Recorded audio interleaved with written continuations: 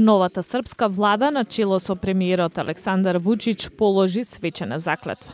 Вучич повика на предвременни избори во април и неговата партија освои најмногу гласови. Но речиси 4 месеци се преговараше за коалициската влада. Новите 6 членови на владата дадоа свечена заклетва, а меѓу нив и министерката Ана Брнабич, кој е првиот деклариран хомосексуалец поставен за министер во Србија, но и на Балканот. Таа е назначена за министер за јавна администрација и локална власт.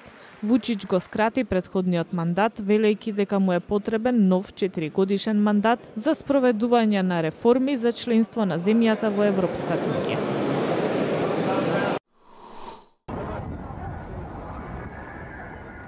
ЛГБТ активисти протестираат на Црвениот плоштад во Москва.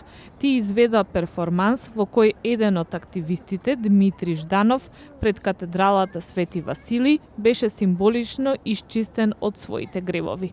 Жданов израснал во сиропиталиште и останал парализиран откако скокнал од прозорец на 5-тиот кат поради честите малтретирања и тепања. Активистите на вчерашниот протест рекоа дека протестираат за да потенцираат со какво насилство се соочуваат децата припадници на ЛГБТ заедницата во нивните семејства.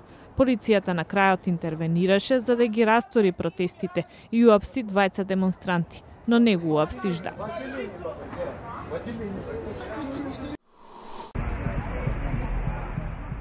Грузија го одбележа меѓународниот ден на младите со собир во Тбилиси, на кој беа промовирани навики за поздрав начин на живот.